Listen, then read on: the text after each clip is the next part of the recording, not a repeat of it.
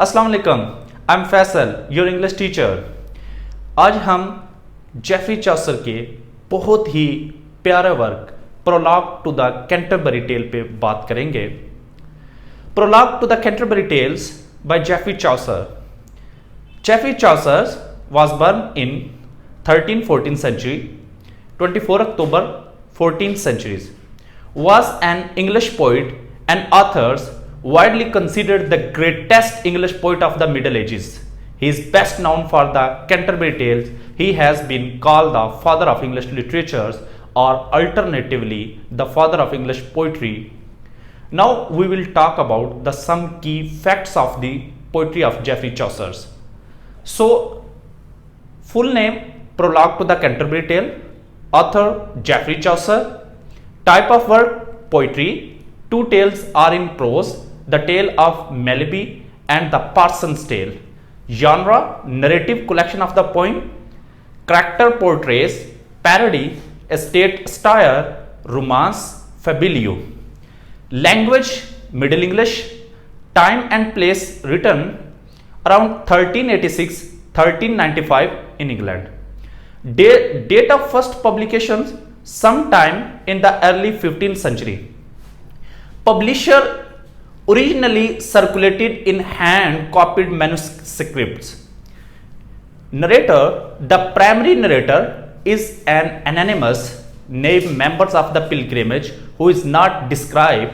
The other pilgrimage narrate most of the tales. Point of view. In the journal prologue, the narrator speaks in the first persons, describing each of the pilgrimage as they appeared to him. Though narrated by different pilgrimage, each of the tales is told from an omniscient third person point of view.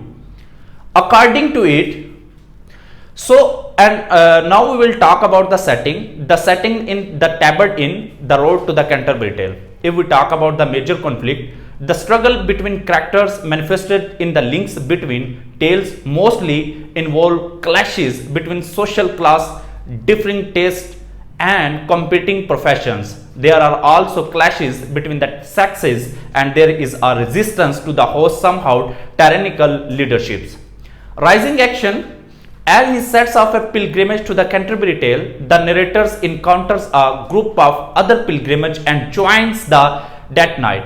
The host of the taverns where the pilgrimage are staying presents them with a storytelling challenge and points himself judge of the competitions and leader of the company. Climax. There is no climax. Falling actions. After 23 have been stories told, the person delivers a long sermon. Chaucer's the make a restriction asking to forgiven for his sins, including having written the Canterbury Tales. Themes: the pervasives of the courtly love, the importance of company, the corruption of the church. Motive: romance, fabulio. Symbol: springtime, clothing, sigomony. And if we talk about foreshadowing, there is no foreshadowing. Now I will narrate some stanza, some verse of the prologue to the Canterbury Tale and its Urdu translations. There will you will see the subtitles. Prologue. When that April with his shower सूटे, जब इसकी मीठी खुशबू वाली शू के साथ अप्रैल आता है, the drought of March hath pierced to the root, यानी मार्च के कहत को जड़ से इसने उखाड़ा है, and bathed every vine in sweet liquor, और इस तरह के माया में हर रग को पौधों को नहा दिया है इसने. Of which virtue endangered is the flower, जिस ताकत से फूल पैदा होता है. When Zephyrus eke with his sweet breath, Zephyrus सुबह की ठंडी हवा को कहते हैं.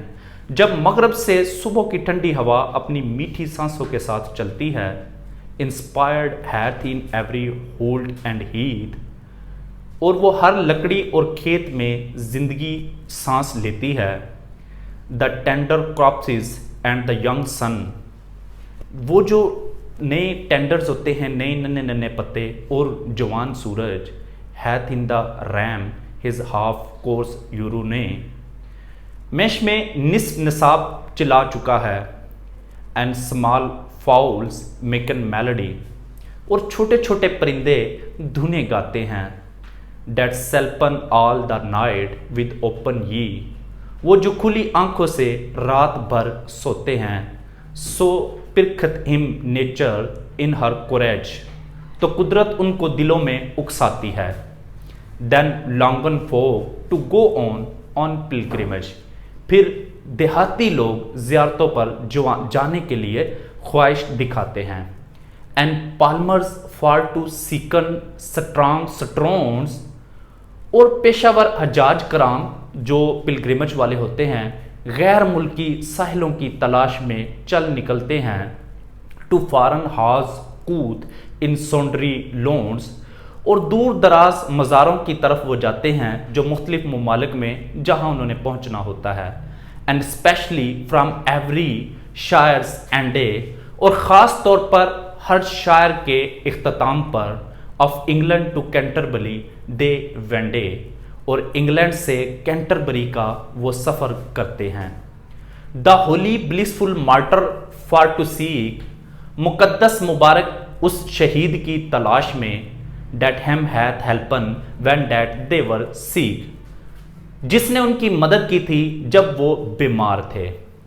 बफिल that in that टैबर्ड as I ले, और कहता है कि इन साउथ यॉर्क में जो टैबर्ड है वहां पर, sorry, befell that in that seasons on a day, ये हुआ कि इस मौसम में एक दिन जो उनके साथ एक वाक़या हुआ। इन Southwark at the टैबर्ड as I ले, जैसा कि मैं बच रहा हूं टैबर्ड होटल में साउथ वार्क में, ready to wenden on my pilgrimage, मेरी ज़ियारत पर जाने के लिए मैं तैयार हूँ। To Canterbury with full devout courage, और वो जो कैंटरबरी वहाँ पर बहुत अकीदतमंद जज्बे के साथ कैंटरबरी तक जाने। At night was come into that hostelry, रात के वक़्त उस होटल में मैं आ गया था, यानी जहाँ पर वो रह रहे थे। वेल 9 and 20 इन कंपेनी, यानी वहाँ पर जहाँ पर वो 29 लोगों की एक कंपनी थी। Of sundry of folk by adventure ये फले, उनकी दोस्ती में, और वो सब ज़ायरीन थे। और वो कहता है इन फेलोशिप एंड पिलग्रिमेज वर दे एले, और वो रफाकत में और वो सब ज़ायरीन थे। That toward Canterbury wooden ride, जिनका इरादा कैंटरबरी की तरफ चलना था। The chamber and the stables were wide, और उनके सोने के कमरे और वो जो अस्तबल था वो बहुत कुशादा था। एंड वेल वी वरन एस्ट एट बेस्टे, और हमें अच्छी तरह से वहाँ पर रखा गया था। And shortly when the sun was to rest, और मुख्तसर ये कि जब सूरज डूबने वाला था। So had I spoken with him every one, मैंने इन सब के साथ ऐसी बात की थी। That I was of her fellowship anon, कि मैं भी उनके साथ उस रास्ते पर जाऊंगा। And made forward early to rise, और मैंने उनके साथ एक मुहादा किया कि वो सुबह जल्दी उठें। To take over way there was I you devise, हमारा रास्ता अख्तियार करने के लिए जहां मैं आपको आगे की रहनुमाई करूंगा। But nevertheless while I have rhyme and space, लेकिन बहरहाल जबकि मेरे पास वक्त और अब मौका भी है। Ere that I further in this tale pace, इस कहानी में मजीद आगे बढ़ने से पहले। Me think it according to reason, ये वजह के मुताबिक मुझे लगता है। To tell you all the conditions, मैं आपको उस सारे हालात के मतलब बताऊं। Of each of hem so as it seemed me, उनमें से हर एक जो जैसा मुझे लगता था। एंड विच दे वरन and what of what degree, और वो कौन थे और उनके माशरती ओहदे क्या होते थे। And each in what array that they were in, और ये भी कि वो किस लिबास में थे।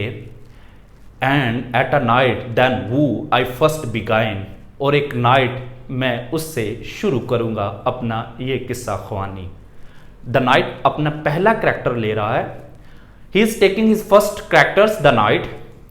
अ knight there was and that a worthy man. वहां एक नाइट था और वह एक काबल आदमी था. That far to that through the time that he first began. कौन है जब इसने पहली बार जब अपनी शुरुआत की थी. To ridden out he loved chivalry. और वो बाहर निकला था और वो शिवलरी से मोहब्बत यानी वो बहादुरी को पसंद करता था. Truth and honour, freedom and courtesy. वो वफादारी को, सच को, सखावत को और इन सब को पसंद करता था. Full worthy was he in his lord's war. वो अपने लॉर्ड्स के साथ, अपने आका के साथ जंग में बहुत आगे था. And thereto had he ridden no man far. और वो इसके लिए वो उन सफरों पर भी रवाना हुआ जहां पर कोई नहीं जाता था. As well in christendom as in heathenness. और वो क्या है, ईसाइयत में उसके लिए वो दूसरे मुमालकों के साथ भी लड़ा. At ever honoured for his worthiness. और उसे हमेशा उसकी अहलियत के लिए नवाजा गया. At Alexander's he was when it was won. और वो अलेक्जेंडर में भी था. अलेक्जेंडर सिकंदरिया का नाम है. वो सिकंदरिया में भी था जब उसे फतह किया गया. Full of time he had the board began. और वो बहुत मर्तबा जहां पर मौजज लोग बैठते हैं वो वहां पर कई बार बैठ चुका था. अबवन ऑल नेशन इन पुरुष. और पर्शिया में भी वो तमाम कौमों से ऊपर था. In Lettow had he raised and in Ruce. उसने लिथुआनिया और रूस में अपनी इंतखाबी मुहिम भी चलाई थी. No Christian man so oft of his degree. उसके ओहदे का कोई ईसाई आदमी इतनी कसरत से नहीं गया था. In Granada and the siege eke had he be. इसके अलावा वो मुहासरे में गरनाडा तक गया था. Of Algezir and ridden in Belmarye. Algezir और मराकश में भी वो सवार होकर गया था. At Lyeys was he and Satalye. और वो एट एलीज, जिसे आजकल अयाश कहते हैं, वो अयाश और अतालिया में भी गया था. When they were won and in great sea. जब वो जीते गए थे तो वो उस वक्त मेडिटरेनियन सी, जिसे बहीरा रोम कहते हैं, वहां पर था. At a man a noble army had he be. उन्होंने कहा कि वो बहुत से अजीम काम किए गए थे. At mortal battles had he been 15. और उसने इंसानियत के लिए, मोर्टल के लिए 15 लड़ाइयां लड़ी थी. And fought for our faith at Tramissene. और वो टेलमसन में हमारी ईमान की जंग यानी क्रिश्चियनिटी की भी जंग उसने लड़ी थी. In list thrice and as slain his foe. वो बाज़ाब्ता तौर पर डुअल यानी एक आदमी जब दूसरे आदमी के साथ लड़ता है तो कहता है कि वो 3 बार वो लड़ा था और हर बार उसने अपने दुश्मन को हलाक किया. This like worthy knight had been also. बहुत ही ये लाइक नाइट था. Sometime with the lord of Palatia. Palatia एक बैलत आजकल इसे कहा जाता है. एक वक्त में वो बलात के मुमालिक के साथ भी लड़ा. Again another heathen in Turkey. और कई दफा वो टर्क के हीथन यानी काफरों के लिए भी के खिलाफ भी लड़ा. And ever more he had a sovereign prize. और हमेशा के लिए इसने अपनी उम्दा कारकर्दगी दिखाई. And thought that he were worthy he was wise. और अगरचे वो बहादुर था लेकिन समझदार भी था. And of his part as meek as is maid. और वो क्या था कि उसमें मेड यानी औरतों वाली यानी ऐसे वो शर्माता था जैसे वो क्या हो कि कोई मेड हो. He never yet no wiles ne said. उसने अभी तक किसी से कोई बदतमीजी या कोई र्यूड अल्फाज नहीं बोले थे. In his life unto no manner wight. अपनी सारी जिंदगी में किसी भी तरह के फर्द की उसने कोई तरफदारी नहीं की. He was a very perfect gentle knight. वो वाकतन कामल और उम्दा नाइट था. But for to tell you of his array. लेकिन अगर मैं आपको इसके लिबास के बारे में बताता जाऊं, his horse were good but he was not gay. उसके घोड़े बहुत अच्छे थे लेकिन वो कोई शौक और चंचल वाले नहीं होते थे। ऑफ फस्टियन ही वर्ड अ जिपन्स, और उसने मोटे मोटे कपड़े का लिबास पहन लिया होता था। ऑल बिस्मोटेड विद हिज हैब्रिगन्स, और वो सब दागदार यानी जंग आलूद और मेल से भरे हुए कोट होते थे।